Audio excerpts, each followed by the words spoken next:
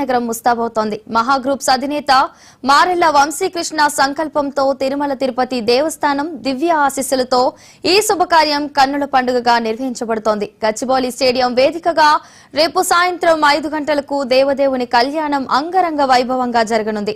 కళ్యాణోత్సవానికి ఇప్పటికే స్టేడియంలో ఏర్పాట్లు శరవేగంగా జరుగుతున్నాయి. ఈ మహాఘట్టాన్ని తిలకించి శ్రీవారి కృపకు పాత్రులు కావాలని, భక్తులు వేల సంఖ్యలో తరలివచ్చి భక్తి పారవస్యాన్ని పొందాలని నిర్వాహకులు సవినీయంగా ఆహ్వానం పలుకుతున్నారు.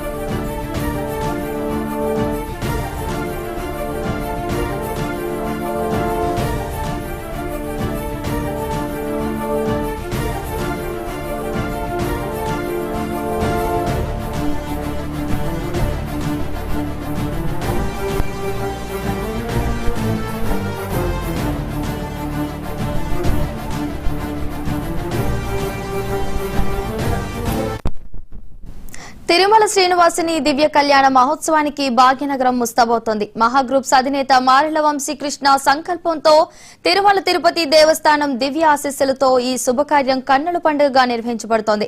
ఇదే అంశానికి సంబంధించి మరింత సమాచారాన్ని ప్లానింగ్ ఎడిటర్ సురేష్ అందిస్తారు. సురేష్, చెప్పండి, అక్కడ ఏర్పాట్లు ఎలా జరుగుతున్నాయి? వల్లి శ్రీ శ్రీనివాస కళ్యాణం శ్రీదేవి భూదేవి సమేత మలయప్ప స్వామి కళ్యాణానికి జరిగే వేదిక మీద ఇప్పుడు మనం ఉన్నాము. గచ్చిబౌలి స్టేడియం, హైదరాబాద్లోని గచ్చిబౌలి స్టేడియంలో ఖాళీ స్థలంలో పచ్చిక బయలులో విశాలమైన ఒక ప్రాంగణంలో దీనికి సంబంధించిన ఏర్పాట్లన్నీ దాదాపు పూర్తయ్యాయి.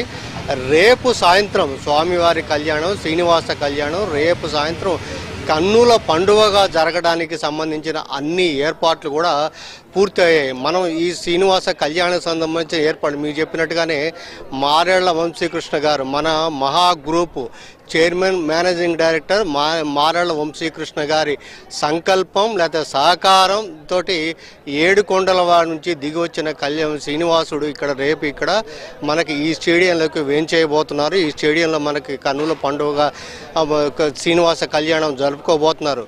మీకు తెలుసు వల్లి, శ్రీనివాసుడు నిత్య కళ్యాణం పచ్చతోరణం శ్రీనివాసుడికి ఆ 7 కొండల మీద రోజు కూడా కళ్యాణం జరుగుతుంది. కళ్యాణం అనేది కానీ కళ్యాణానికి వీక్షించడం వేరు. కళ్యాణంలో పాల్గొనే తిరుమల కొండ వెళ్ళి అక్కడ పాల్గొనే అవకాశం కొద్ది మందికి మాత్రమే, లేకపోతే ప్రత్యక్షంగా వీక్షించే అవకాశం కొద్ది మందికి మాత్రమే అక్కడ కలుగుతుంది. కానీ అలాంటి అవకాశాన్ని ఇప్పుడు మన నగరానికి, మన హైదరాబాద్కి ఇప్పుడు శ్రీనివాసుడు తరలి వస్తున్నాడు. రేపు కళ్యాణం జరుపుకోబోతున్నాడు. మీకు తెలిస్తే ఒక నమూనా మన వేదిక చూస్తే, శ్రీనివాస కళ్యాణానికి సంబంధించిన వేదిక చూస్తే మన తిరుమల వెంకటేశ్వర స్వామి, తిరుమలలోని వెంకటేశ్వర స్వామి ఆలయాన్ని నమూనాగా తీసుకొని ఒక గాలి గోపురం కానీ, ఒక ఆలయం కానీ, ఒక నిర్మాణం అనేది జరిగింది.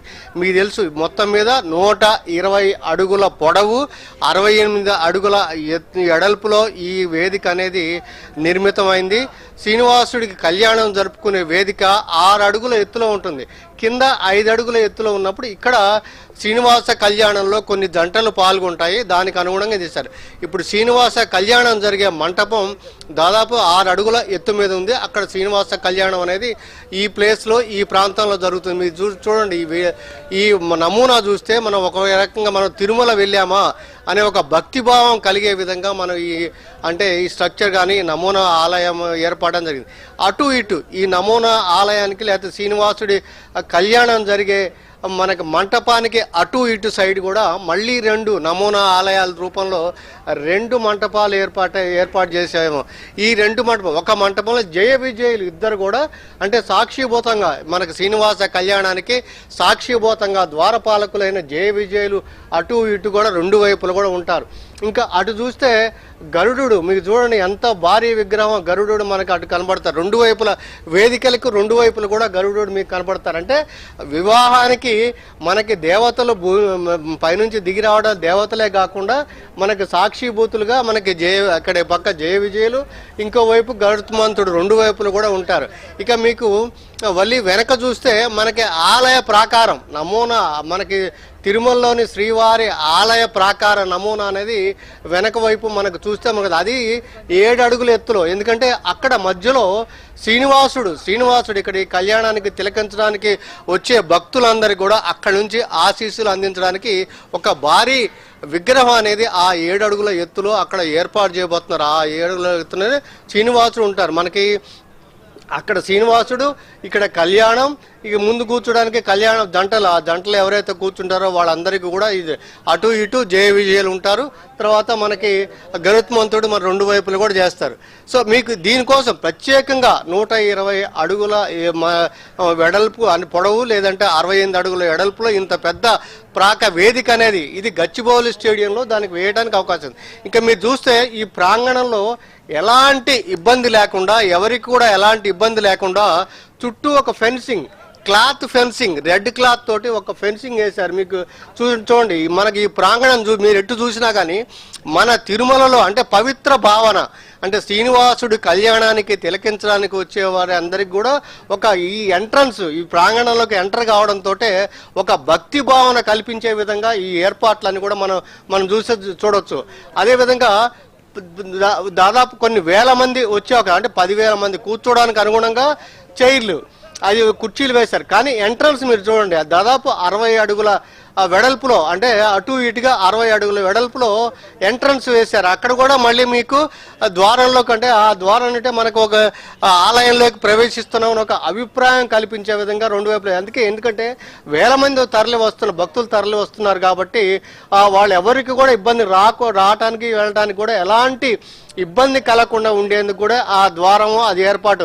ఇది ఒక రకంగా మనం చెప్పాలంటే మాలళ్ళ వంశీకృష్ణ గారు ఇక్కడ స్వీయ పర్యవేక్షణలో దగ్గర ఉండి మెటిక్యులస్ గా ప్రతిదీ కూడా ప్లానింగ్, అంటే భక్తులకి వచ్చిన వాళ్ళకి ఆధ్యాత్మిక చైతన్యాన్ని వెళ్లి విరిసే విధంగా ఇక్కడ ఉన్న భక్తి భావానికి ఎలాంటి ఇబ్బంది కలగకుండా వీక్షించాడు. అంటే శ్రీనివాసుడికి మనం చెప్తాం, ఎవరైనా పాదాల నుంచి పై వరకు కూడా వీక్షించాలని మనం చెప్తాం. అలాంటి వీక్షణ అంటే దివ్యార విందాన్ని మనం వీక్షించి మనం అందరం కూడా ఒక ఆధ్యాత్మిక చైతన్యాన్ని పొందడానికి అనుగుణంగానే ఇక్కడ ఏర్పాట్లు అనేవి జరిగాయి. మీకు తెలుసు, ఎక్కడ టీవీల్లో వీటిలో చూడడం అనేది ఒక అంశం, కానీ ఇక్కడికి వచ్చి స్వామివారిని ప్రత్యక్షంగా చూసి ఆ అనుభవం, ఆ అనుగ్రహం పొందడం అనేది అదొక దివ్యానుభూతి. ఆ అనుభూతికి అనుగుణంగానే ఇక్కడ ఏర్పాట్లన్నీ జరిగాయి. ఇక్కడ చూడండి, మీకు 3-4 ద్వారాలు ఉన్నాయి. విఐపి మనకి తెలంగాణ ముఖ్యమంత్రి రేవంత్ రెడ్డి గారు రాబోతున్నారు. రేవంత్ రెడ్డి గారి కోసం ప్రత్యేకంగా ఒక ద్వారం ఎంట్రన్స్ దాని గురించి, ఎందుకంటే సామాన్య భక్తులకు ఎలాంటి ఇబ్బంది కలిగించకుండా. అదేవిధంగా విఐపి భక్తులకి వాళ్ళకి ఇంకొక సపరేట్ ద్వారం దానికి ఏర్పాటు చేశారు. ఇక సామాన్య భక్తులు ఫ్రీగా లోపలికి ఎంటర్ అయ్యే విధంగా దానికి ఏర్పాట్లన్నీ కూడా ఏర్పాటు చేశారు. మీకు ఇక్కడ చూస్తే అసలు ఈ వేదిక చూస్తే మళ్ళీ మనకు ఆ భక్తి భావం, మన తిరుమల మనకి ఇక్కడ చూస్తే ఈ నమూనా ఆలయం ఇదంతా చూసిన తర్వాత మనకు కలిగే భక్తి భావం అది చూస్తే దానివల్ల మనకు అసలు ఒక చాలా అంటే భావన అనేది కలుగుతుంది. Valli right, thank you Suresh.